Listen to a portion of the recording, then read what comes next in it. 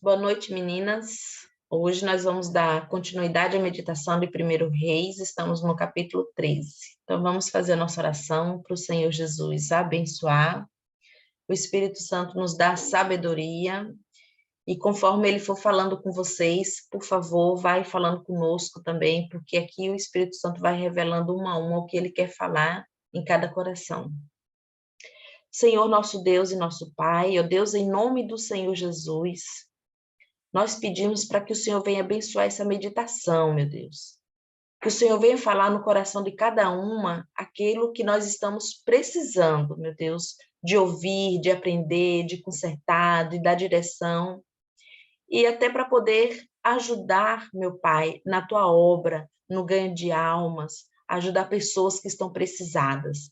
Deus, em nome do Senhor Jesus, que o Senhor venha nos dar sabedoria, venha nos dar direção, venha nos dar a sua, venha nos revelar a sua vontade. Espírito Santo, derrama sobre cada um de nós agora sabedoria, meu Pai, e toma a direção dessa meditação, em nome do Senhor Jesus. Amém. Ai, vamos lá. No capítulo 13, diz assim, um profeta prediz contra o altar. Então, o profeta prevê contra o altar. E eis que, por ordem do Senhor, veio de Judá a Betel um homem de Deus. E Jeroboão, que era o rei, estava junto ao altar para queimar incenso. Essa palavra aqui é muito bacana, porque quando fala assim, veio por ordem do Senhor, que no caso é Deus, é um homem de Deus. A Bíblia, nessa parte aqui, nesse capítulo, ele não se refere a um profeta, ele se refere a um homem de Deus. Então, Deus, quando ele quer falar com a gente, comigo ou com vocês, não exatamente ele vai ter que falar através de um pastor ou de uma obreira, mas ele vai sempre usar aquele que é dele para falar com a gente, para nos orientar, para nos esclarecer, para nos exortar. Então, Deus ele vai sempre usar uma pessoa independente de título. Você vê que aqui não fala profeta, fala homem de Deus, uma pessoa que está com a vida ali na presença do Senhor, e Deus, através dele, vai falar ao rei Jeroboão.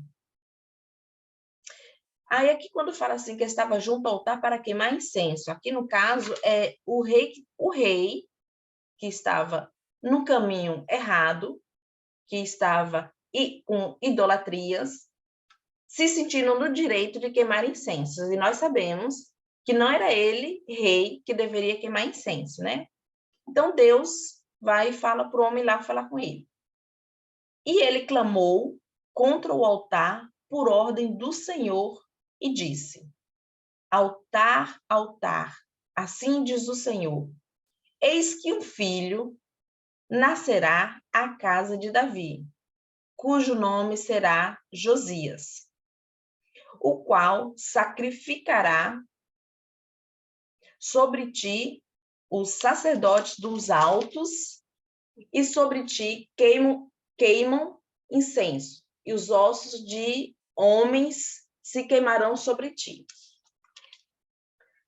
Quando Deus ele fala assim, ele fala altar, altar, assim diz o Senhor, eis que um filho nascerá.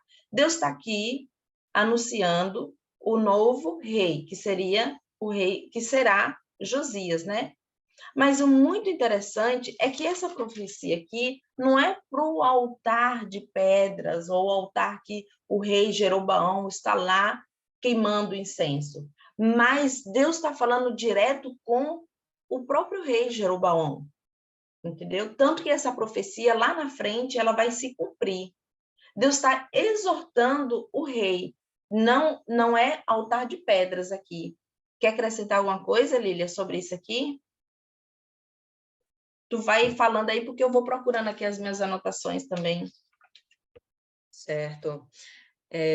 Enquanto ela procura as anotações, acho legal a gente ver que, como ela falou aí, bem interessante, ele era um homem de Deus, necessariamente não tinha uma função pré-definida, mas sim, ele está tendo um proceder como de profeta, está enviando uma mensagem, né? Quem tinha esse papel era o profeta, mas necessariamente ele não era um, mas estava cumprindo o papel de um, tá certo?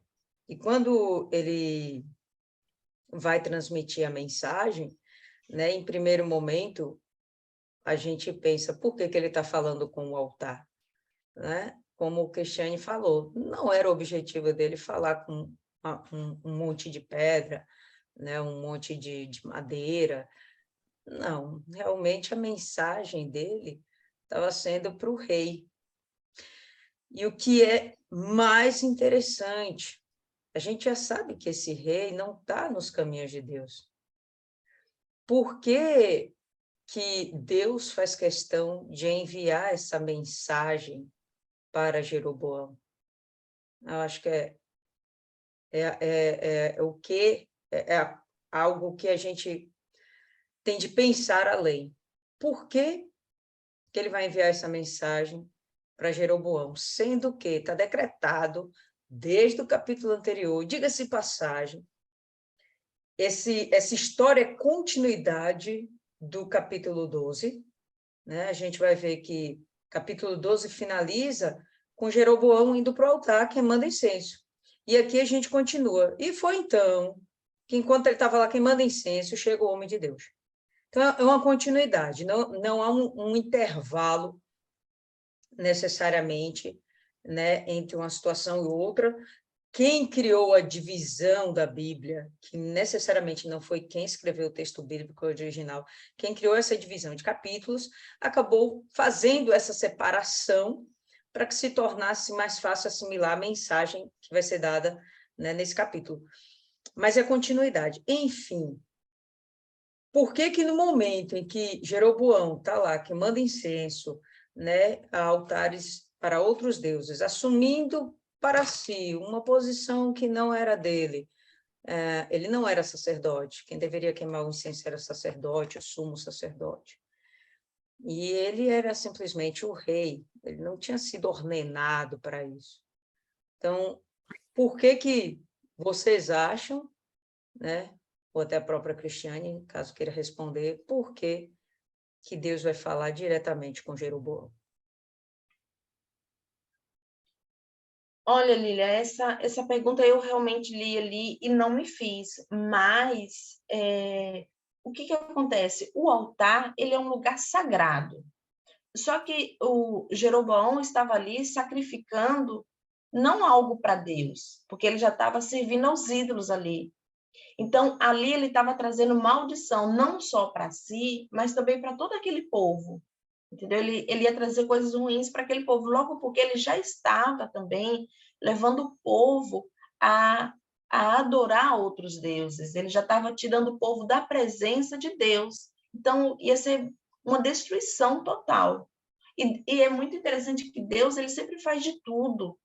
Ele sempre exorta, Deus ele sempre alerta as pessoas, até mesmo antes da coisa ruim acontecer. Se a gente observar em todos os grandes homens de Deus, ou aqueles que se perderam, aqueles que caíram, Deus ele sempre exorta uma, duas, até três vezes. Deus vai lá e envia profetas, Deus vai pessoalmente fala, entendeu? Então, eu acredito que seja por isso aí.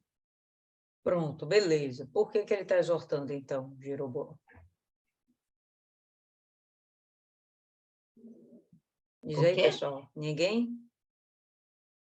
Fala, Por Isis. misericórdia. Ele está Exatamente. dando mais uma chance dele Exatamente. voltar para o caminho certo e cumprir o papel que o rei deve cumprir para o seu povo. E eu também penso, acrescentando o que Isis falou aí, não esquecendo de que ele é descendente de Davi, né? Ele vem da descendência de Davi, ele vem do filho de Davi. Então, acredito que Não, Deus queria que aquela aliança permanecesse. não. Jeroboão, na verdade, ele vem da tribo de Efraim. Ele é um israelita, mas ele não procede de Davi, Não tá? vem da linhagem de Davi? Não vem da linhagem de Davi. Ele é um eframita. tá certo? Mas Certo. seja como for, inclusive, ele era um homem que andava junto com Salomão, serviu diretamente a Salomão, e ele acreditava em Deus, era um efraimita, pessoal, né? Fazia parte de Israel. Então, sem sombra de dúvidas, ele sabia quem era o Deus vivo, ele amava a Deus, ele tinha desejo de adorar a Deus. Quando a gente já viu, quando ele é escolhido por Deus para governar as 10 tribos de Israel, é porque ele tem capacidades, é porque Deus vê nele um potencial, e Deus fala com ele, enquanto você continuar andando nos meus caminhos, eu vou ser com você. Então, realmente, esse era um homem, vamos dizer, era um homem de Deus também, tá? Jeroboão era um homem de Deus.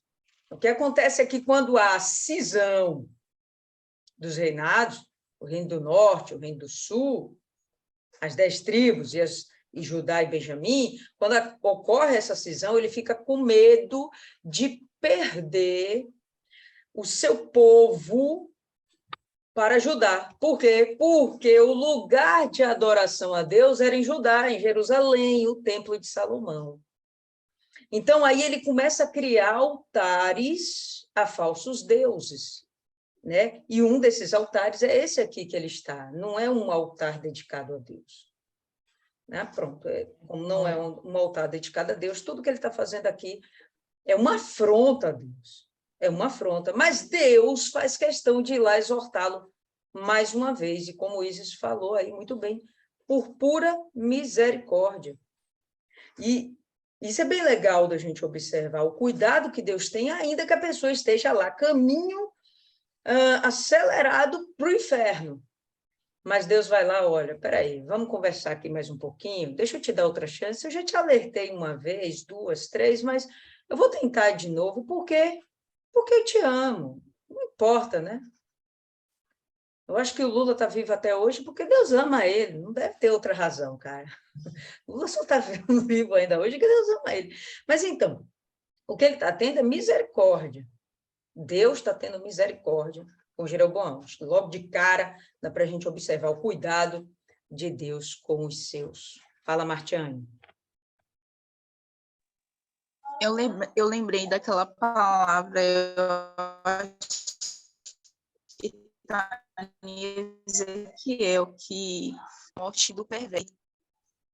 Né? No versículo fala também, né, que se o ímpio no seu último dia, enfim, se arrepender, né, dos seus pecados, Deus vai lá e ele apaga, ele esquece tudo que ele fez, e ele só considera aquele dia, assim como fala também que se o justo, se ele viveu anos, uma vida reta, e no último dia dele, ele vier a pecar e ele morrer, ele perde, né, a salvação. E me lembrou, né, essa palavra que fala que Deus ele não tem prazer na morte do perverso, e querendo ou não, a gente viu que Jeroboão ele estava agindo com perversidade. Então, eu concordo com Isis, né? Nada mais, nada menos do que a misericórdia de Deus. Ok, segue, Cristiane. Deixa eu ver se tinha mais alguma. Sim, e é interessante que quando fala ali que o profeta, que Deus já anuncia que será um rei Josias, Josias ele vem da descendência de Davi, né? Sim. E futuramente lá nós vamos ver que, poxa, como é forte, né? A aliança que Davi teve com Deus foi muito forte, que Deus de novo levanta alguém descendente dele, e esse alguém vai, ali na frente nós vamos ler que ele luta, ele traz de volta, levanta os altares e o culto a Deus. Como é forte essa aliança de Deus com Davi, né? Você vê que tudo que a gente traz bênçãos e a gente também traz maldições, né? Isso vai acompanhando de geração em geração. Então, eu vejo aqui renascendo de novo essa aliança com Davi, e depois até o Senhor Jesus vem da linhagem de Davi. Isso é muito forte, a linhagem de...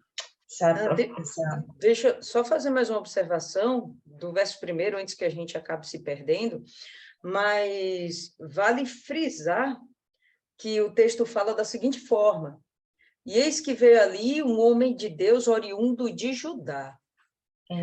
Então, estamos falando aqui de Betel, que está dentro do reino das 10 tribos, do reino do norte, sob a governança de Jeroboão, que instituiu generalizada a idolatria, e de cara, um dos primeiros lugares onde ele levantou o altar foi Betel e Dan, e esse daqui é como se fosse um altar principal, né? E é necessário que venha um homem de Deus de Judá, de Jerusalém, para falar a mensagem para Jeroboão. Por quê? Porque nessa época já, como ele tinha instituído a idolatria generalizada e expulsado os profetas de Deus, os sacerdotes, os levitas, Jeroboão expulsa. Por quê? Porque os levitas queriam prestar culto a Deus, e eles entendiam que ali não era lugar de prestar culto, tinha que descer, ou melhor, tinha que subir para Jerusalém. E no momento que ele vai lá e expulsa, ele levanta para si falsos profetas, falsos sacerdotes, não são nem falsos profetas, são falsos sacerdotes, onde ele compra essas pessoas, paga para elas, assalaria, né? E diz: olha, você agora é o sacerdote. Então, serve aqui nesse altar, faz o que você tem que fazer, porque o meu povo não pode subir para Jerusalém, porque se subir para Jerusalém, eles vão acabar ficando por lá.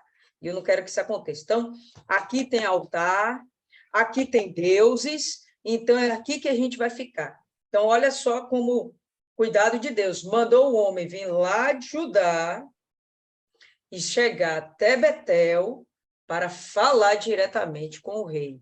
Né? Por quê? Porque ali já não tinha mais homens de Deus, não tinha mais levitas para que pudesse realmente representar Deus diante de Jeroboão. Pode continuar, fica à vontade. E deu naquele mesmo dia um sinal, dizendo: este é o sinal de qual o Senhor falou. Eis que o altar se fenderá e a cinza que nele está se derramará. E aí, como você falou aí agora, que ele levantou sacerdotes para ele, né? Ele escolheu pessoas e colocou como sacerdotes. E são esses sacerdotes que vão morrer lá na frente, depois nós vamos ver. Então, vai cumprir essa promessa, né? Deus enviou o homem para esclarecer: ó, vai acontecer isso aqui, se caso você não se consertar, que naquele momento ali já estava, né? Na verdade, não é uma promessa, é uma profecia. É, a profecia, essa é a palavra correta. No caso, ele já está... E a profecia é exatamente o que vai acontecer. Então, mas como pode, né? Você vê que a pessoa, quando ela está errada, quando ela está no caminho errado, ela perde tanto a noção que Deus falando, mostrando para ele claramente o que ia acontecer, e mesmo assim ele segue naquilo que ele quer, orgulho, ou arrogância, ou sei lá, o que pode dizer numa pessoa que perde totalmente a noção. E é isso que eu falei: Deus, ele sempre vai cuidar, ele vai enviar pessoas, ele vai usar uma colega, ele vai usar uma mãe, ele vai usar um irmão, um marido, esposa, mas Deus, ele sempre vai usar alguém para falar para a gente aquilo que a gente precisa para se consertar. Então, tem que haver em nós uma humildade para, antes de retrucar ou antes de responder, pensar e analisar por que a pessoa falou isso, por que a obreira veio e falou isso, por que o pastor falou isso, ou por que minha irmã, minha mãe, sei lá, está falando, porque Deus está mostrando, e Deus vai usar alguém dele para falar para a gente. E tem mais, lá na frente nós vamos ler uma parte que Deus usa até um profeta errado, o velho lá que mentiu, para abrir o olho. Então, Deus, ele usa. Quando Deus, ele quer falar com a gente, vamos ficar esperto, que ele vai usar alguém. E aí só vai entender quem está sensível à voz dele, né? E no 4, sucedeu, pois, que ouvindo o rei a palavra do homem de Deus, que clamara contra o altar de Betel, Jeroboão estendeu a sua mão de sobre o altar, dizendo: pegai-o. Mas a sua mão que estendera contra ele se secou, e não podia tornar a trazê-la a si. Quer dizer que você vê que, mesmo diante daquela situação, ele não aceitou e continuou seguindo. Aqui nessa parte, puder esclarecer, quando ele fala assim, pegai-o, isso ele está seguindo o sacrifício ou ele está mandando pegar o profeta? Ele está rebelando-se contra Deus mais uma vez. Ele recebe uma mensagem e ele se nega firmemente a obedecer.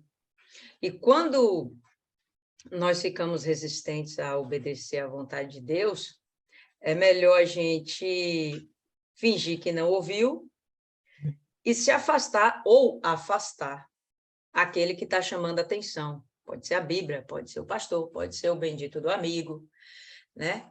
E o que ele vai querer fazer aqui?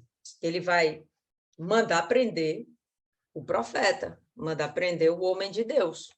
Então, no caso aqui, ele está mandando prender o homem de Deus. Está mandando. E eu acho bem interessante que a supremacia daquilo que é invisível, do espiritual, sobre aquilo que é visível e material. A vontade dele foi de levantar a mão e apontar contra o homem de Deus, para que o homem de Deus fosse, de alguma forma, preso, castigado e até mesmo morto, que eu imagino é que o desejo dele fosse de matar. Meu pensamento é isso. Acabar por ali com essa raiz de insurgência contra Jeroboão. Só que ali não era uma insurgência contra Jeroboão. Ali era Deus alertando Jeroboão. Então, a vontade de Jeroboão era matar aquele rapaz, e quando, na verdade, a vontade de Deus, olha que bacana, era impedir que Jeroboão pecasse ainda mais, porque se o homem de Deus é de Deus, então ele está representando o próprio Deus. Se alguém vai lá e ataca o homem de Deus, é como se estivesse atacando o próprio Deus. Então, Deus não permite que ele vá à frente com essa ideia e peque ainda mais contra Deus. Da mesma forma como protege o homem de Deus, impedindo que algum mal venha sobre ele. Então, olha como, independente das situações, mais uma vez, fica claro, o texto sagrado deixa claro que Deus está no controle de tudo, principalmente das suas criaturas, né? Lógico. Né? Quem era Jeroboão? Criatura de Deus. Então, ele foi lá, estende a mão, mas os músculos não respondem, os nervos não respondem, né? Ele ficou paralisado lá e a mão ressequida, de uma forma tal que ele ele tem ali uma comprovação de que aquele homem não está vindo pelo acaso. De fato, ele está sendo enviado por Deus. E esse é um dos sinais que acontecem. Pessoal, isso aconteceu no passado também. Eles já ouviram essa história, né? A gente vai ter coisas similares que aconteceram quando a própria irmã de Moisés tenta contra ele, ela fica leprosa. Arão fica leproso. Pessoas que tentaram contra enviados de Deus sofrem consequências, para que fique sinalizado, marcado, que aquela pessoa que é enviada, de fato, é de Deus. Então, Deus dá esse sinal. É para morte de Jeroboão? Não. O texto vai mostrar que não. Mas, mais uma vez, mostrando misericórdia acentuadíssima a favor de Jeroboão. Ele vai lá dar um alerta, agora ele impede que Jeroboão tente contra o próprio Deus, tente contra o homem de Deus. Tudo isso aí, por mais que pareça uma coisa ruim, na verdade, é uma coisa positiva. Boa, Martiane, é isso aí. Está disciplinando e parecendo que está castigando, né? Mas não é necessariamente um castigo. Na verdade, é uma disciplina. Gostei aí desse termo aí que você colocou. Ficou bacana. Profundo. Pode continuar aí. E aí, aonde nós temos que tomar muito cuidado com, às vezes, criticar alguma coisa de um homem de Deus e de uma mulher de Deus. A Bíblia fala que ai daqueles que tocarem nos meus pequeninos. Ai daqueles, ou quer dizer, coitado daqueles que tocarem, ou falarem, ou criticar. Sabe que uma coisa que eu sempre aprendi às vezes até debochar, às vezes até numa brincadeira, porque as brincadeiras, às vezes, está se falando a verdade. Então, a gente tem que tomar muito cuidado com o que a gente brinca, debochando, ou tirando sarro, ou criticando. Às vezes, o pastor, ele está no altar pregando, fala uma palavra errada ou algo mal colocado, e ao invés de você se manter na santidade, você entendeu que ele falou errado, o importante é que você sabe falar o certo, mas aí depois vem nas resenhas, soltar uma crítica, a gente nunca pode esquecer que nós estamos fazendo isso, é um homem de Deus, é o Senhor Jesus, é o Espírito Santo, entendeu? É alguém ungido. Ou então, você discordar e não ficar assim, não, Senhor, me faz entender aquela palavra, você orar, mas você ir comentar com alguém e, na realidade, o seu comentário é tipo assim, você viu, ó, fulano falou, sabe? Querendo trazer para si a concordância do que você não entendeu ou você não aceitou. Tipo isso. Então, a gente tem que tomar muito cuidado. Pode ser pastor, pode ser obreiro, pode ser membro, pode ser quem for. É de Deus, cuidado. Cuidado com o que se fala, né? Para a gente não trazer para si nenhuma maldição. Pode falar, Isis. Eu sempre quis falar isso. Isso me lembra algumas pessoas, eu acho que eu já fui assim, que quer Deus, mas quer Deus do jeito dela. Porque ele não está levantando, ele não está sacrificando para outros deuses. Ele está sacrificando para Deus.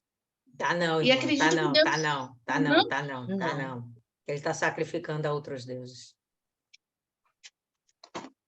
Ele queria... Por ordem do Senhor, tanto que aqui... diante do altar tanto que esse altar... Ó, finalzinho do capítulo 12. Esse altar em Betel, ele é levantado com o bezerro de ouro. Ele está sacrificando a outros deuses. Só que ele sabe da existência do Deus único, do Deus de Israel. Ele sabe, né? Mas ele se perde. Thaisa colocou aqui uma observação. Perdoa aí estar interferindo na sua fala, mas é que para a gente não continuar e acreditando que o que a gente está falando está correto. Não está. Ele está realmente servindo a outros deuses. Ele levanta um bezerro de ouro, né?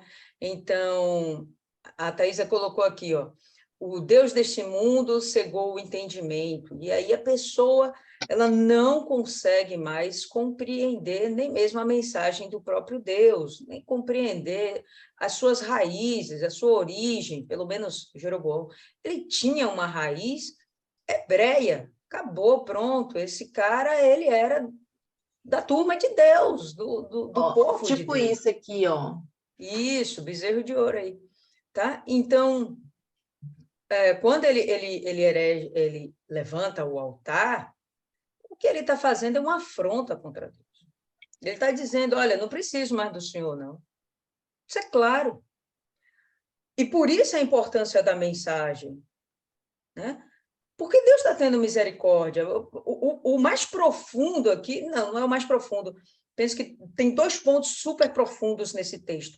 E um dos é a misericórdia de Deus com Jeroboão, com alguém que não presta, que é falho, que é caso perdido, que ninguém mais quer, que é rejeitado, entendeu? Porque os próprios judeus já tinham rejeitado essa turma aí toda. Não, Deus não rejeitou. Deus está lá cuidando. Deus está lá abraçando. Entende? Então, é a grande mensagem dele, mas ele estava, assim, oferecendo sacrifício a outros deuses, queimando incenso a outros deuses. E, inclusive, pessoal, vamos lembrar, finalzinho aqui do capítulo 12 ainda, vou repetir, a continuação. O que ele fez foi, inclusive, criar uma nova festa. Lembra que Israel tinha 3 festas anuais determinadas por Deus? E aqui a gente está vendo ele criando uma nova festa. Logo após a festa das primícias, no mês seguinte, ele vai lá e cria uma festa. Pronto, é aqui que a gente vai ficar, a gente vai fazer uma festa também, mas ele está fazendo tudo do jeito errado e altamente envolvido com idolatria. O grande pecado aqui de Jeroboão é idolatria. O grande pecado de Salomão, idolatria. Grande pecado de Jeroboão, idolatria. Por isso que ele vai acabar se perdendo, por isso que ele se perde, né? Vai acabar se perdendo, não, ele já se perdeu aqui. Está seguindo os maus exemplos de Salomão, infelizmente. Pode continuar aí. Continua, porque eu vou passar pano para ele. Eu queria até passar. Mas Dá não, velho. Não deu. Dá não. Segue aí, Cristiane. No 5, né? E o altar se fundiu e a cinza se derramou do altar, segundo o sinal que o homem de Deus apontara por ordem do Senhor.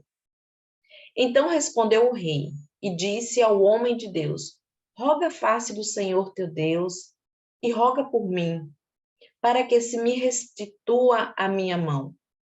Então o homem de Deus suplicou ao Senhor e a mão do rei se restituiu e ficou como dantes. É muito interessante que quando Moisés, ele estava, depois das 10 pragas, Faraó chama ele e pede a Deus, e pede para ele pedir ao Deus para que, antes dele liberar o povo, se eu não me engano, foi uma das pragas, e Faraó pede para Moisés rogar a Deus para que cessasse aquela praga. E esses dias a gente estava até no grupo ali, falando perguntas e respostas, e aí fala das serpentes também. Quando, na época de Moisés, o povo já estava no deserto, aí veio aquelas serpentes que matou todo mundo, o povo pediu a Moisés que rogasse a Deus. Então, você vê a importância que tem uma pessoa de Deus do nosso lado, ou a importância de pedir a uma pessoa que ore por a gente ou interceda por a gente.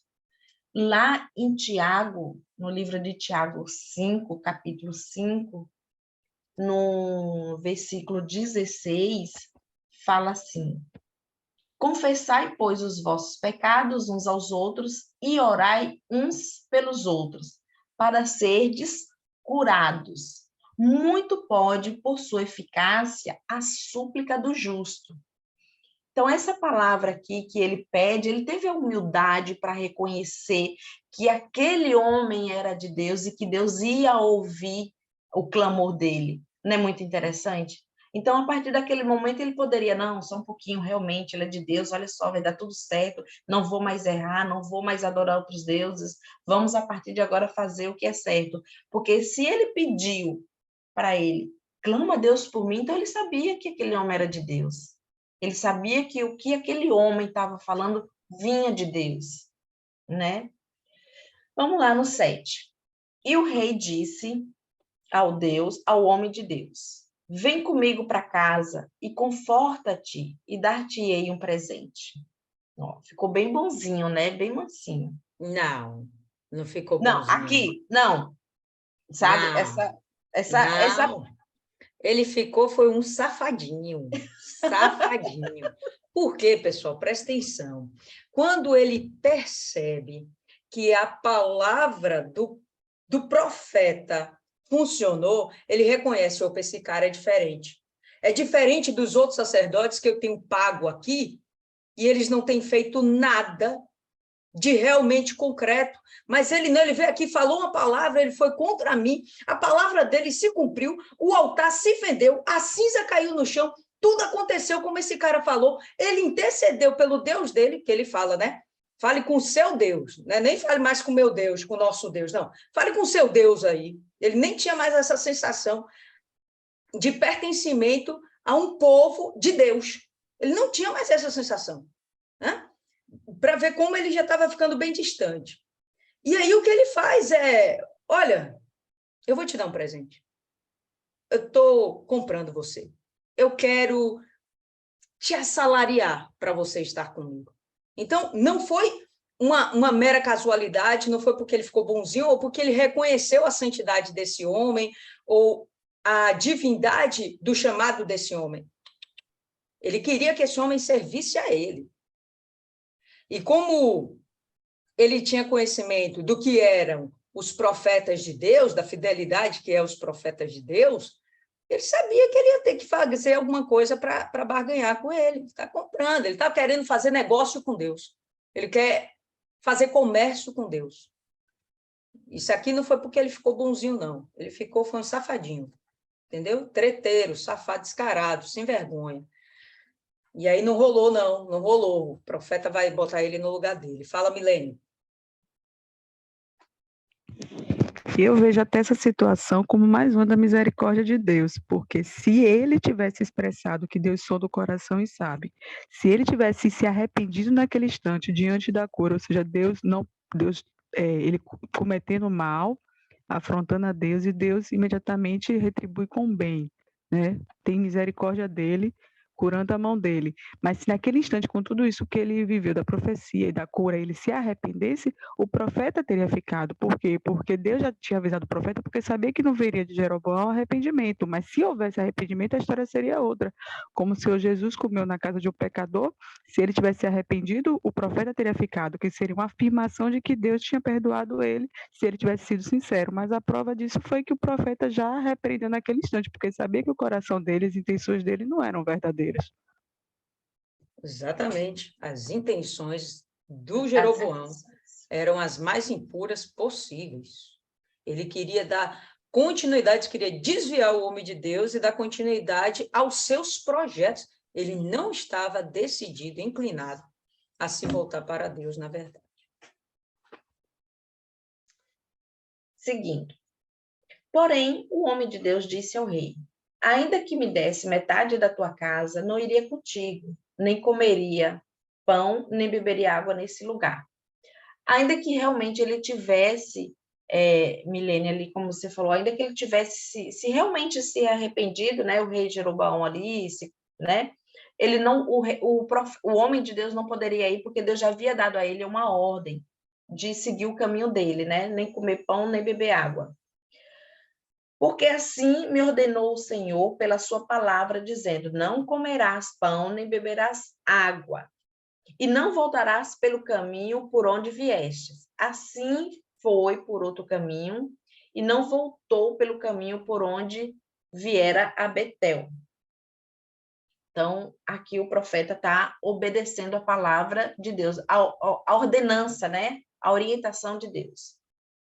E morava em Betel um velho profeta, e vieram seus filhos e contaram-lhe tudo o que o homem de Deus fizera aquele dia em Betel, e as palavras que disseste ao rei, e as contaram ao seu pai. Então, assim, existia um profeta lá em Betel, mas esse profeta, Deus já não falava mais com ele. E uma coisa que me chamou muita atenção é que fala assim, morava um profeta, aí fala aqui, e morava em Betel o profeta velho, e vieram seus filhos contar o que aconteceu naquele lugar. Então, se os filhos foi contar ele, é porque os filhos estavam compactuando junto a Jeroboão a oferecer sacrifícios, porque eles estavam lá na hora. E só quem estava com o rei Jeroboão era quem estava idolatrando os deuses, quem estava fazendo sacrifício. Então, se eles estavam lá vendo, participando, então significa que esse pai dele aqui, como profeta, além de Deus já não estar mais falando com ele, ele já não estava sendo testemunho para os filhos, porque os filhos estavam junto com quem? Com Jeroboão, então não era para estar ali, se ele sabe que o rei estava errado. Aí disse-lhe seu pai: Por que caminho se foi? E seus filhos lhe mostraram o caminho, olha, até sabe por onde ele foi. Por onde for o homem de Deus que viera de Judá. Então disse a seus filhos, albardai-me um jumento. E albardaram-lhe o jumento no qual ele montou. E foi após o homem de Deus e achou-o assentado debaixo de um carvalho. E disse-lhe, és tu o homem de Deus que vieste de Judá? E ele disse, sou. Eu quero chamar a atenção para aonde esse homem de Deus ele estava. Ele estava embaixo de um carvalho. E vocês sabem que o carvalho ele se refere de várias maneiras na Bíblia, né? Eu separei aqui, eu fui pesquisar sobre o carvalho, que eu acho que já foi falado aqui na meditação em outras vezes. Durante a tempestade, se torna mais forte, mais resistente. Suas raízes se firmam e se afundam cada vez mais. Abraão recebeu revelações de Deus junto a um carvalho, tanto em Hebrom e em Siquém. E aí tem uma passagem lá em Jeremias, que eu acho bem legal a gente abrir lá em Jeremias 17.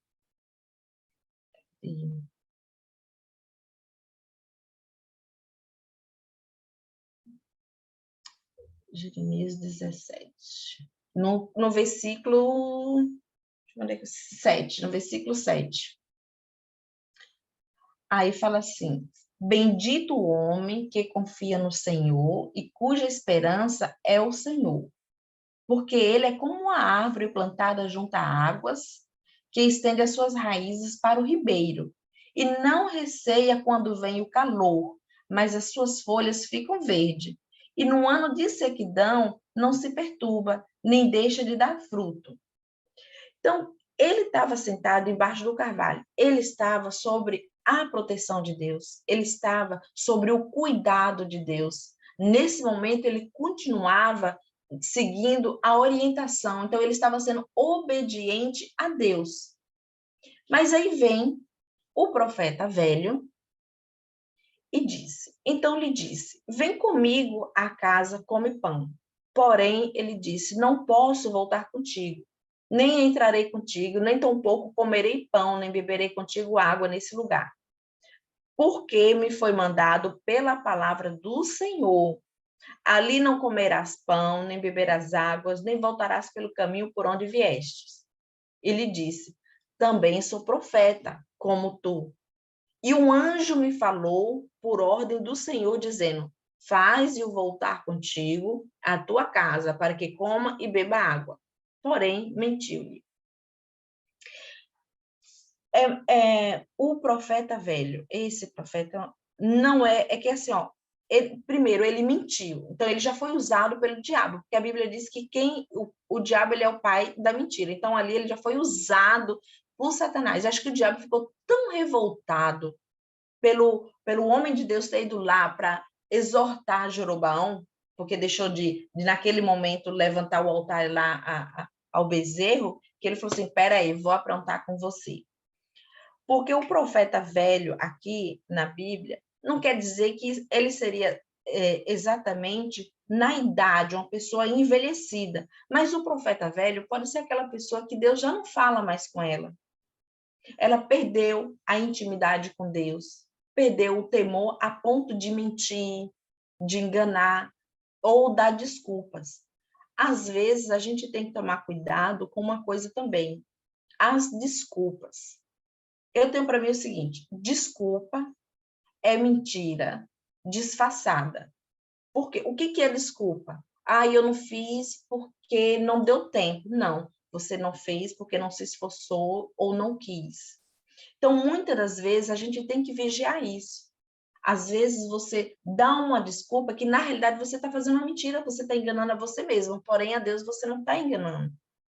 Eu conheci uma pessoa e, poxa, toda vez que era delegado para essa pessoa algo para fazer, aquela pessoa sempre tinha uma desculpa, ela nunca fazia.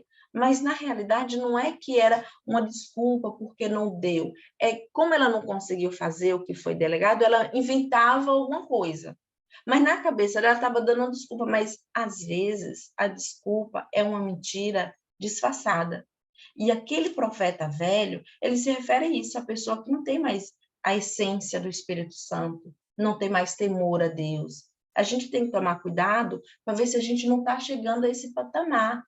Vigiar o que a gente fala, vigiar para ver se a gente não dá desculpa porque não foi na reunião.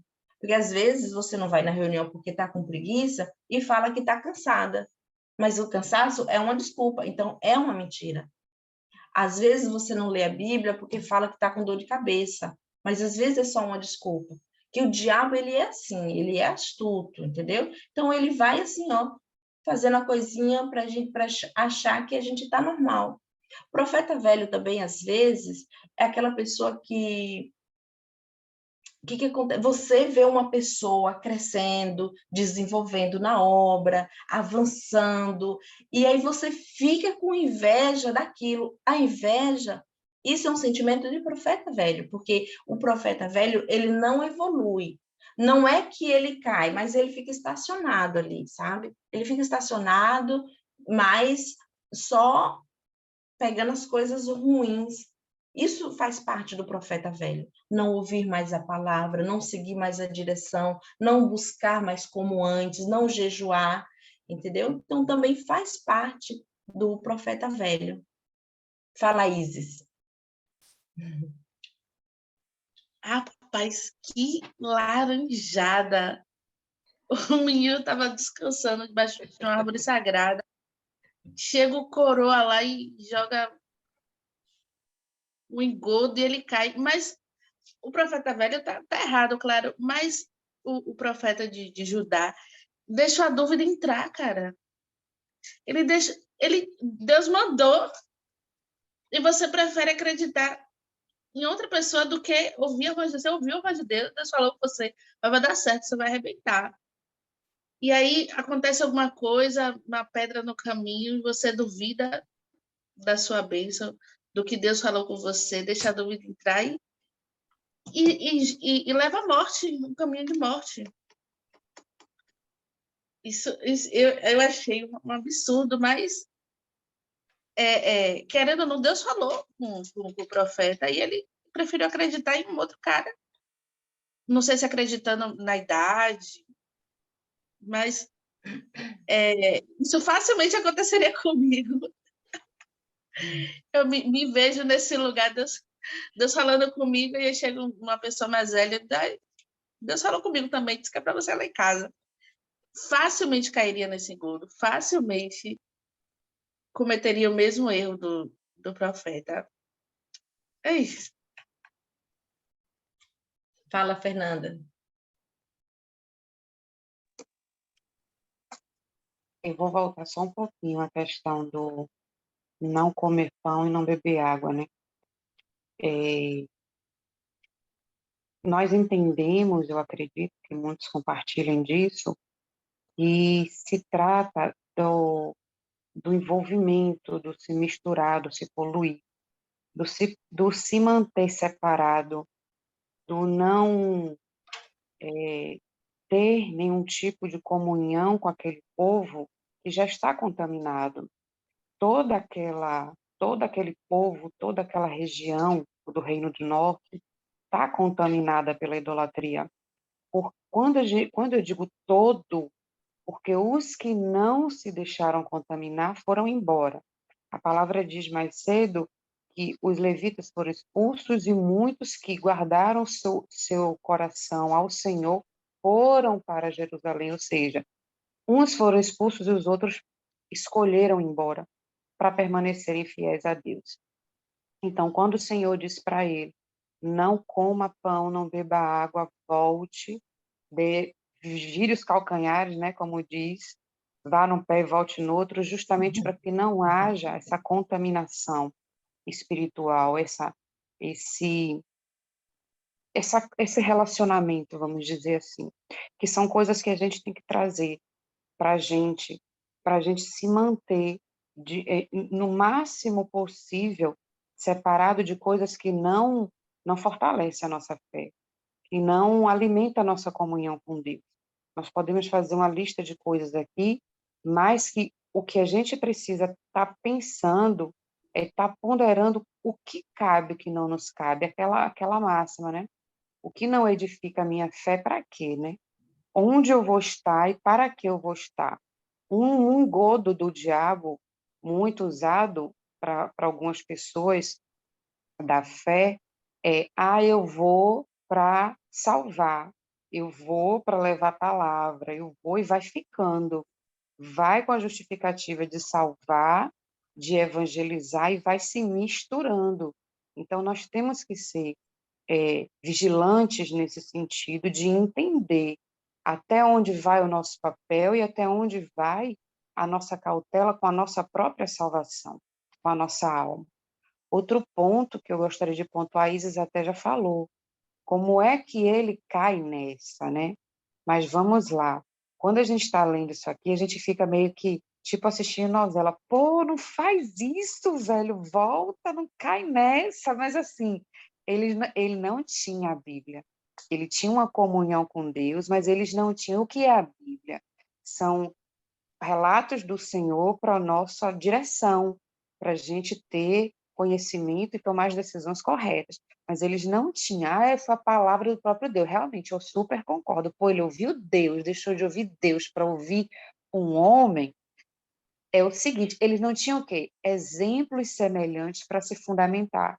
E eles tinham uma fé muito, como é que eu vou dizer assim, eles tinham experiências profundas com Deus, como essa, né, que eles ouviam o próprio Deus, mas era uma coisa também muito primitiva. Nós temos pastores que nos dirigem, nós temos o Espírito Santo que nos dá discernimento, nós temos, gente, de verdade, muito cuidado de Deus, muito zelo. A palavra de Deus em si já é uma bênção que Deus deixou para a gente poder andar nesse mundo e não se perder. Nós ainda temos homens e mulheres de Deus levantados para ajudar, para cuidar da nossa caminhada, para a gente não ter esse tipo de tropeço. Naquele tempo ele não tinha, mas ainda assim eu volto à máxima. Ou ele trocou a voz de Deus pela voz do coleguinha. Enfim, ele pagou um preço muito caro por isso. E quando a gente lê de cara esse capítulo, a gente diz, pô, mas precisava matar, a gente vai e volta à máxima da obediência, né? O que Deus quer da gente? Ele quer obediência. Ele poderia explicar por que não comer pão e não beber água, mas ele não tinha que explicar. A gente tem que simplesmente obedecer. É aquilo da gente não precisa entender, a gente tem que obedecer. Está lá escrito, está na palavra, obedece, porque lá na frente a gente vai entender. Porque se o Senhor esclarece, explica, perde o sentido da obediência, a gente bota na balança, então, já que é por isso, eu vou obedecer. Não, e a obediência é pela obediência à palavra de Deus. Então, o que Deus quer da gente é obediência, e a nossa vida com Deus é de hoje para frente, de hoje para frente, de hoje para frente. O que a gente já fez já não conta, porque, infelizmente, as pessoas se fundamentam muito no que fazem, as pessoas se fundamentam muito no que elas são. Então, elas contam que porque eu sou de Deus, eu fiz e faço e aconteço, não vai acontecer nada comigo, mas e o que eu estou fazendo agora? O que eu vou fazer daqui para frente? É o que vai dizer o que vai ser do meu futuro. Então, a gente avalia também a questão das referências, porque tem vários pontos nesses versículos aí. A questão das referências, os títulos, as pessoas que se dizem de Deus. Nós vivemos assim, grosseiramente falando, o pior momento para a pessoa construir uma fé sólida. Nós temos pastores, bispos, profetas e não sei o que mais, virtuais. Nós temos instituições virtuais. Hoje se não se congrega, hoje se busca a Deus pela internet, nem se assiste culto, nem digo que é culto, eu digo que é pregação, mensagens de 15 minutos, 10 minutos, e a pessoa se acha toda de Deus. Eu sou de Deus porque eu faço uma oração à meia-noite, porque eu sigo fulano, porque sigo Bertrana, que faz profecias e tudo mais, e fala em nome de Deus. Então, está muito difícil para uma pessoa que não tem sua fé fundamentada na palavra de Deus, ela guardar a sua salvação e ter discernimento. Eu sei que eu estou me alongando, mas uma coisa traz a outra. Hoje mesmo eu fui indagada por uma colega de trabalho sobre isso, se eu acreditava em profecias. E eu respondi, eu acredito sim, não é profecia, é revelação. Se eu acreditava em revelação, eu digo, eu creio sim na revelação obtida mediante a meditação na palavra de Deus. Como assim? Eu disse, tudo que Deus quer nos falar, no nosso íntimo, quando a gente busca na palavra de Deus, a gente encontra.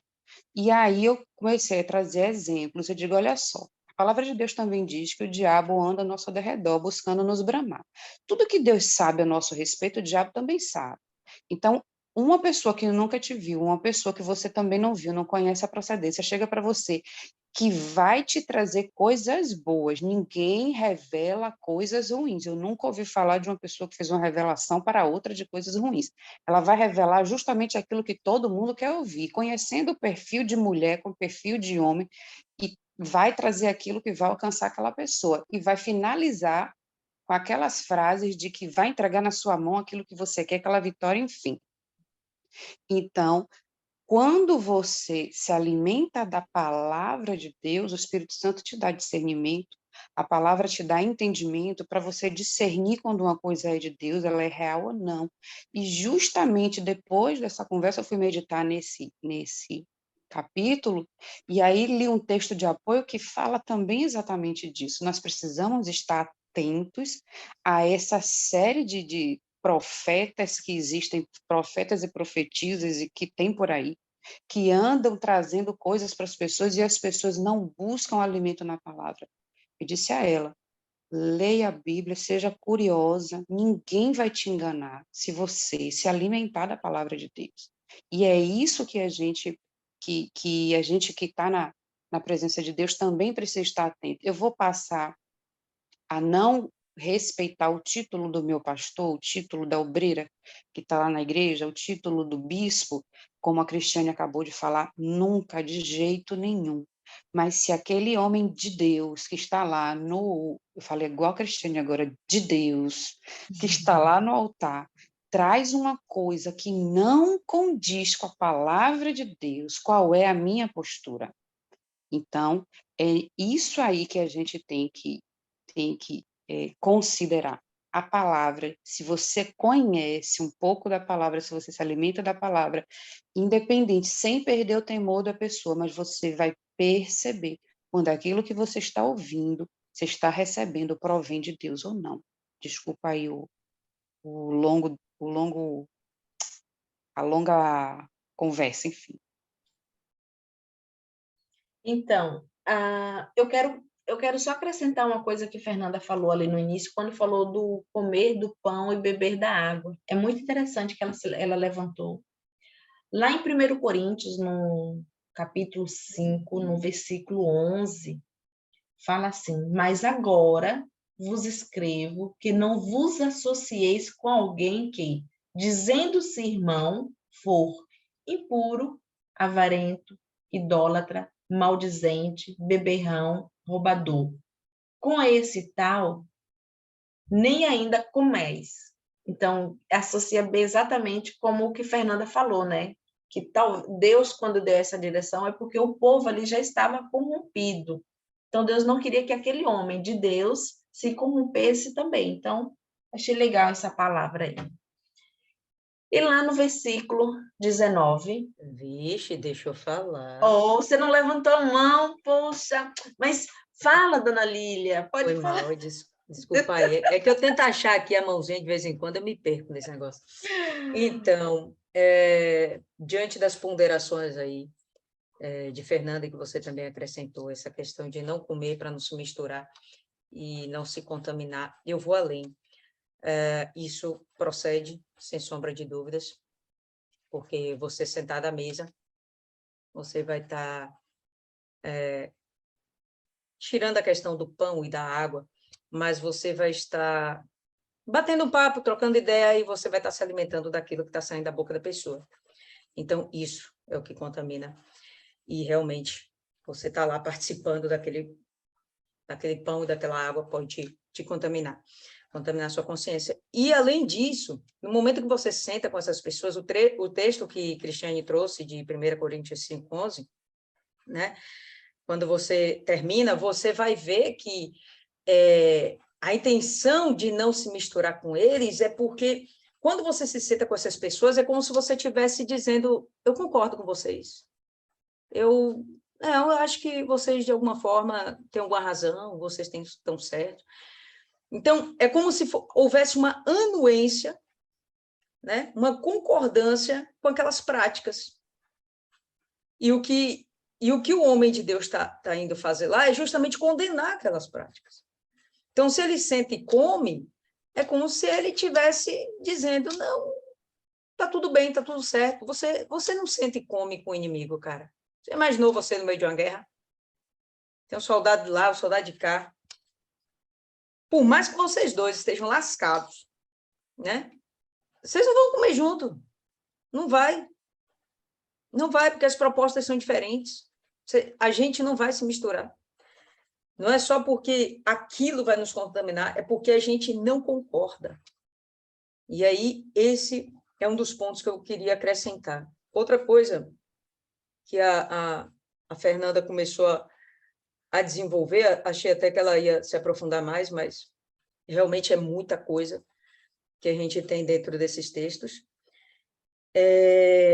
Quando ela fala a respeito, e eu não vi mais ninguém comentando, né, a respeito do como é que esse cara cai no engodo, né, do profeta velho. Como é que ele se permite ser enganado? Então, ela trouxe, primeiro, que esse profeta velho, de fato, poderia ser realmente um profeta, porque quem não ficou, ou melhor, quem ficou em Israel, não desceu para Jerusalém, dos levitas, aparentemente esse cara era um levita. Quem não desceu foi porque já se corrompeu. Ok, já se corrompeu.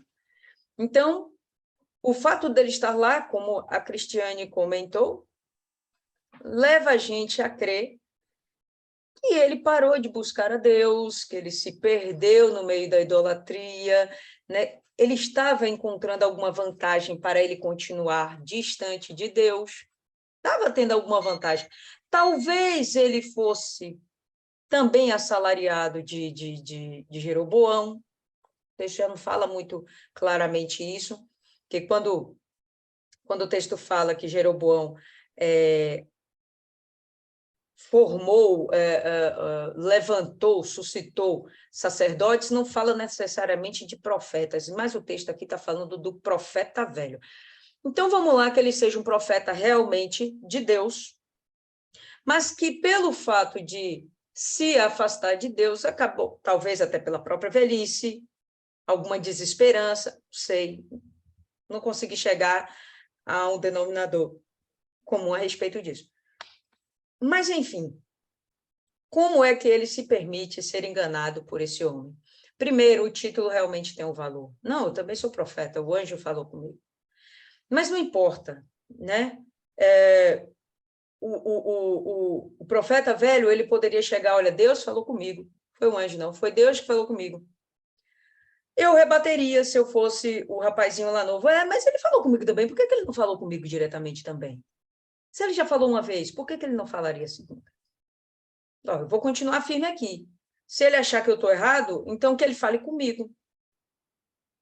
E vou seguir minha estrada. Mas olha só, pessoal, esse rapaz, ele teve tanta autoconfiança em si mesmo, pelos resultados que, há poucas horas, ele viu acontecer. Ele profetizou contra Jeroboão, profetizou contra o altar, aconteceu tudo a contento, como ele tinha determinado. Ele percebeu: opa, estou com moral com Deus, vou obedecer, Jeroboão está me fazendo uma proposta, não vou cair nessa conversa, por quê? Porque Jeroboão é a personificação do capeta. Vou seguir minha estrada, não vou ouvir esse rapaz e vou fazer tudo que Deus mandou. Aí chega alguém disfarçado de anjo, disfarçado de santo, disfarçado, né, de algo divino. E eu me permito ser enganada. Estou cansada, vou parar para descansar lá debaixo do carvalhinho e acho que eu mereço alguma atenção de Deus. Aí Deus envia alguém me oferecendo pão e água, estadia e descanso. Era para o cara ter desconfiômetro. Quer saber? Deus mandou eu sair daqui, era para eu obedecer o mais rápido possível, de uma forma diligente, o mais rápido possível era para eu sair do meio da tentação. Mas ele estava tão autoconfiante que ele achou que dava para ele ficar lá mais um tempinho. Deus estava me guardando. O homem tentou me matar, Deus me protegeu. Então, essa autoconfiança foi a derrota do rapaz. Aí Fernanda chegou e comentou.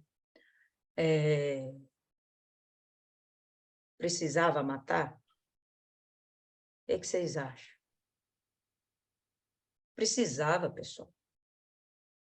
Porque se Deus agisse de uma forma mais branda, ia abrir um precedente.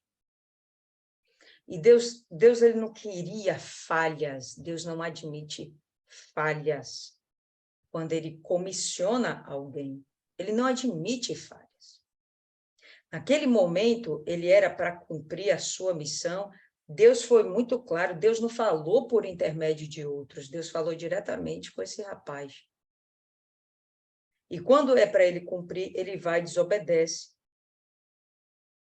E creio que Deus só decretou a morte dele, porque dentro dele já havia um quezinho de orgulho, de envaidecimento, e ali ele se corrompeu.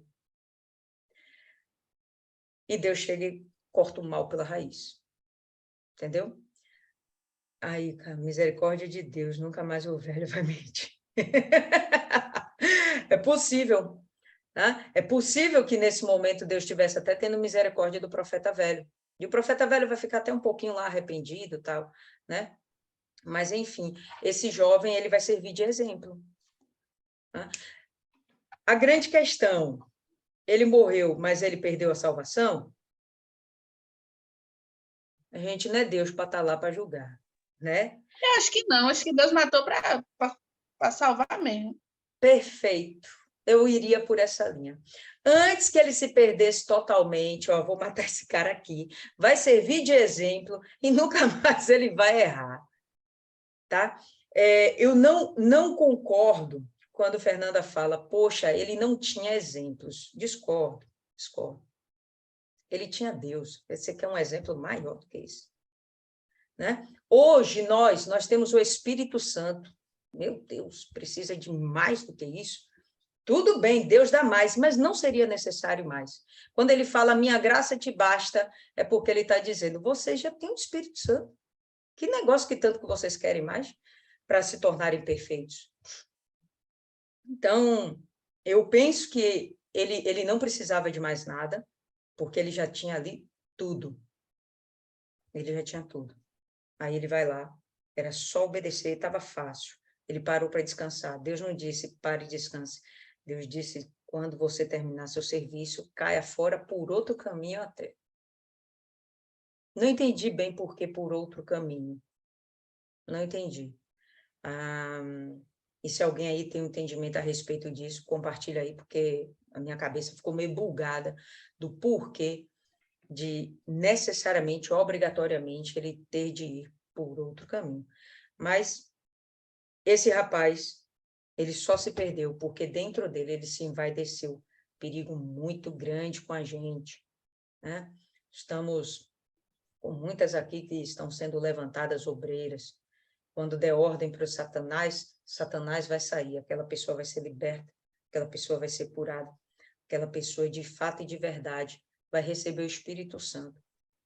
E quando isso acontecer, você vai pensar que Deus te usou ou você vai achar que você é alguma coisa. Então, tudo que aconteceu por intermédio do homem de Deus foi porque Deus quis assim, ponto. Deus usou ele, ponto. Era um instrumento. Nós não passamos disso. Se a gente, de alguma forma, começar a achar, poxa, eu sou, e aí ferrou, cara. Né? O próprio Deus vai lá e elimina.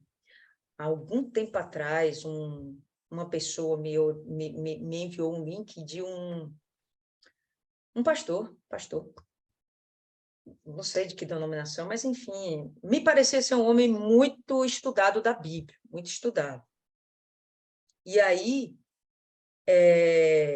logo no começo, ele parecia que ia fazer uma live, aí enquanto ele fica esperando a galera entrar, né, o pessoal fica fazendo alguns comentários. E o pessoal fez algum comentário, e retrucando, rebatendo algo que ele havia dito. Eu não lembro, pessoal, o que foi, mas o que eu lembro é ele falando. Eu tenho não sei quantos anos de Bíblia, 53 anos de Bíblia. Velho, quando ele falou assim, isso daí é orgulhoso, envaidecido. Dei o pause ali e mudei, e nunca mais terminei de ver aquele vídeo. Porque ali eu já percebi que não era uma raiz boa. O cara estava achando que ele era alguma coisa, né? Por mais que a outra pessoa lá estivesse falando uma besteira, bom, vamos ouvir, vamos dar crédito, vamos ver até onde ela quer chegar com aquela linha de raciocínio. Depois a gente diz, a Bíblia não fala bem isso, mas eu já tenho 30 anos de evangelho, eu já tenho 50 anos de Bíblia, eu já tenho curso de teologia, enfim. Isso aí é envaidecimento, porque parece que a gente está fazendo alguma coisa, parece que a gente é alguma coisa. Não somos, né? De forma alguma. É Deus quem usa. Cristiane está meio perdida, pode falar, Isis. Não, eu estou esperando todo mundo falar. Mentira, Isis não. Quem levantou primeiro foi Martiane. Segura foi aí. Martiane. Pode falar, Martiane.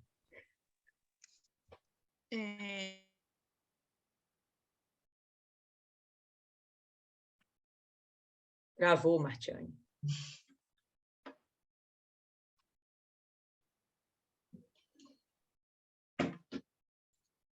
Travou, Martiane. Fala, Isis. Fala, Isis. Respondendo ali do porque Deus mandou até ele ir para outro caminho. Me ouvindo? Vá. Rapidinho, Martiane, Isis, só para não atrapalhar. Martiane, seu áudio cortou, tá certo? Então, aí a gente deu a palavra aqui para a Isis. Deixa só ela concluir, aí a gente volta para você. Fala, Isis, termina. Ela pode ir, se ela quiser. Fale, menina, hoje, perturbação. Respondendo porque Deus até manda ele ir para outro... Eu fiquei imaginando que Deus já sabia que esse menino é tolo, que esse menino tem a tendência a cair no engodo. E acredito que Deus alertou ele. Ele vai te chamar para comer com ele. Não, não vá, não. Porque se você for, você vai acabar caindo no papinho dele. E imaginei que Jeroboão tinha pensado, não vou deixar para matar ele aqui agora, não. Quando ele for para casa, eu mato ele no caminho. E aí, quando ele fala, até me mandou ir por outro caminho. Aí acredito que Jeroboão, para isso, Deus já sabia também que eu tinha um plano aqui no meu íntimo de matá-lo no caminho, de volta para casa. E Deus o alerta de todos os perigos. Mas aí o diabo acha essa brecha aí no coração do profeta velho. Deus usa, o diabo usa, e o menino acaba caindo e acaba morrendo, inevitavelmente. Mas acredito que gera uma tendência do coração dele, ser essa pessoa mais tola, né, que acredita em tudo.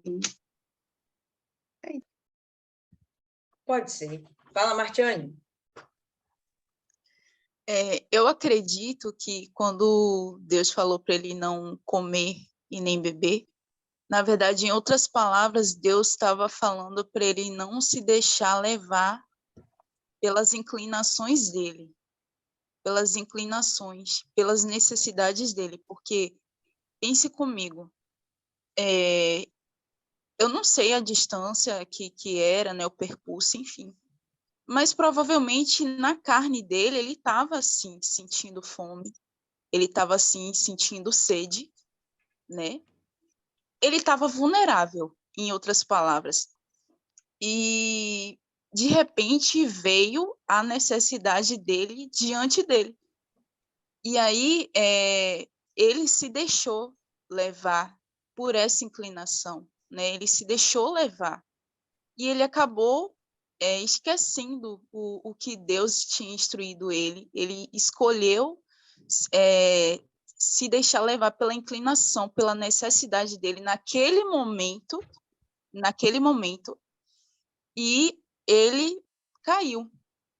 Ele caiu. E eu penso assim, que a gente, naquele momento, é como se fosse assim, ó, ele estava baseado na palavra de Deus, ocorreu uma situação, ele tirou a fé dele, né? Ele tirou a vida dele da palavra de Deus e colocou na inclinação dele, na necessidade dele no momento. E isso é muito atual, né? Isso acontece muito hoje em dia. A pessoa, digamos assim, eu estou na fé, eu estou olhando para Jesus. De repente acontece uma coisa, de repente essa pessoa passa uma necessidade e do nada, tipo assim, por ela não estar enraizada no Senhor Jesus, por ela não estar enraizada de fato e de verdade na palavra, ela tira os olhos dela do Senhor Jesus, tira os olhos dela da palavra de Deus, e aí ela se lança naquela inclinação, se lança naquela necessidade, né, do momento. E acaba acontecendo isso, não literalmente essa morte, mas acontece o que? A morte espiritual, né?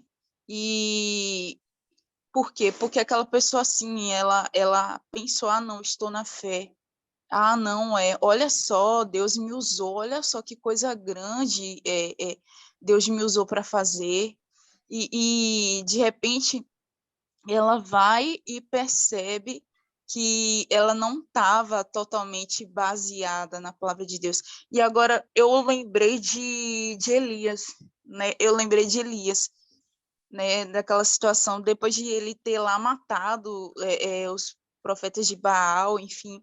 Né? Você vê, cara, um homem de Deus, você pega e você vê assim, tipo, de repente vem uma mulher e fala assim, eu vou matar você. Ele recebe essa mensagem, só com essa mensagem ele vai e se esconde, tipo assim, dentro de uma caverna, tipo assim, ele olha para a necessidade dele, qual é a necessidade dele? Se manter vivo, né? Ele fica tomado de medo e ele esquece que ele acabou de ser usado por Deus. Ele matou, sei lá, 450, 350, não lembro agora, né, profetas de Baal. E ele se esquece, né? Ele tirou esse apoio daquela palavra que ele recebeu de Deus, ele colocou nessa necessidade dele no momento, né? Nesse medo dele, nessa inclinação dele. E isso é muito, muito importante a gente ter esse cuidado, né? De a gente não desviar os nossos olhos do Senhor Jesus, não desviar, né, da palavra de Deus. E não esquecer que a gente está, sim, sujeito. Não basta a gente só falar assim, nossa, como foi que isso aconteceu com ele? Por que que ele caiu nessa conversa? Por que que ele caiu nessa história? Porque o Senhor Jesus, ele mesmo disse, né, que naquele dia muitos vão falar assim, Jesus está aqui, Jesus está ali, não vá. Por que que Jesus falou isso? Porque muitos vão ser enganados, muitos vão, é mesmo, cadê Jesus? Peraí, é Jesus que está ali? Muitos vão, e tipo assim, e outra coisa, desculpa estar voltando um pouquinho o texto, mas foi quando Jeroboão, né, chamou ele para ir para lá, e aí eu fiquei pensando assim, cara, não teve uma sinceridade nele, não teve uma sinceridade, porque no caso eu lembrei de Davi, quando ele caiu e o profeta Natan foi lá falar com ele, E aí Davi todo orgulhoso, né? No caso, tinha dado aquele exemplo, se eu quero que você faria e tal. E ele falou, não, tal homem merece a morte. E aí quando o profeta fala assim, esse homem é você, Davi. Aí, tipo, ele estatala assim, aí na hora, ele não fala assim, ó, profeta Natan, ora por mim, profeta Natan, não sei o que, não. Ele mesmo, dentro dele, ele se arrepende. Ele confessa, realmente, eu pequei contra Deus. Então, existe um ponto de mudança, né, de uma pessoa. Qual que é? A sinceridade, o arrependimento e a humildade. Porque enquanto não há, tipo assim, a dona Lilian, que é obreira, ela deve ver muito essas coisas na igreja, né? Uma pessoa chega lá com vício, uma situação, fala assim, obreira, ora por mim. Obreira, eu não estou conseguindo vencer isso, obreira, isso e aquilo. Mas, tipo assim, ela, a senhora mesmo já sabe, né, que aquela pessoa ela não está vencendo, por quê? Porque, no final das contas, ela não quer, porque ela pode muito bem falar assim, olha, obreira, eu venci, olha, obreira, eu fiz isso, eu fiz aquilo, entendeu? É a mesma coisa assim, é um auto-reconhecimento, na verdade, é o Espírito Santo que convence, mas a pessoa tem que fazer a parte dela.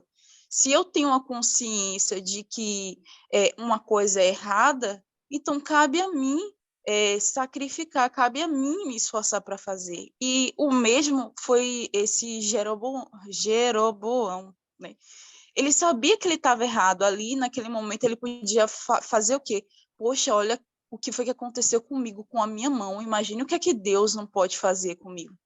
Só isso acontecer com a minha mão, imagine com a minha alma, o que é que não pode acontecer, né? Então, dentro dele não houve esse arrependimento, houve o que a dona Lília falou, ele foi, desculpa a expressão, descarado mesmo, ele foi sem vergonha mesmo, ele não queria uma mudança, ele queria uma barganha com Deus, e isso ficou muito nítido, e é isso aí. Fala aí, Fernanda. Gente, desculpa, eu sei que às vezes a gente alonga demais um ponto e acaba, às vezes, até fugindo, mas eu acredito que não. A Martiane, ela trouxe um ponto que é bem pertinente e é plausível no que se refere às motivações do homem de Deus debaixo do carvalho, que é a necessidade dele naquele momento, que também foi pontuado. Isso são coisas que a gente vai observando na nossa vida. A gente já sabe, o diabo ele não vai te oferecer aquilo que não representa nada para você. Ele vai em cima da sua necessidade, daquilo que mais está aflorado em você naquele momento. Ele não vai colocar coisas que você tranquilamente vai poder dizer um não, mas ele vai em cima da ferida, de uma necessidade grande ou de uma inclinação grande. Eu passei por isso, teve um tempo aí, que eu estava em cima de uma necessidade muito grande financeiramente. E nas minhas orações, na minha luta com Deus, e eu fui abordada por uma mulher que veio trazer essas revelações, uma mulher que não conhece a minha vida, mas que me vê passar, uma mulher que eu já tinha uma certa referência dela, e ela me parou na rua para fazer revelações para mim, e a criatura veio falar de quê? Veio falar de quê? De bênçãos financeiras. E aí trouxe uma série de elogios, né? Colocando, querendo inflar o meu ego, porque eu era humilde, eu era honrada, e porque isso, e porque aquilo, e eu parada olhando para ela fixamente, sem me mover. Porque qualquer coisa ali que parecesse para ela um gesto de concordância, eu já estaria entrando na fé daquela mulher, repreendendo o que estava acontecendo ali no meu íntimo, com os olhos fitos nela. Ok, passou. Subi em casa amarrando tudo que era demônio, porque ele estava vendo a minha necessidade e mandou uma palavra ali que ele sabia que ia direto ao encontro da minha necessidade. No mesmo período, apareceram no meu e-mail 2 propostas financeiras que me levariam a perder, a pecar e a perder a minha comunhão com Deus. De imediato, uma eu mostrei para uma amiga e fiz, olha para aqui, que diabo sujo. E aí a gente falou a respeito do momento, né? O momento em que chegam essas propostas para a gente. E o segundo foi uma proposta tão absurda, que eu vim conversando com o meu esposo da reunião à noite, falando de como o diabo vai em cima daquilo que ele acha que vai pegar a pessoa naquela situação. Então, isso pode nos remeter a N questões individuais da vida de cada um, para que a gente esteja o quê? Atento e vigilante nesses pontos todos.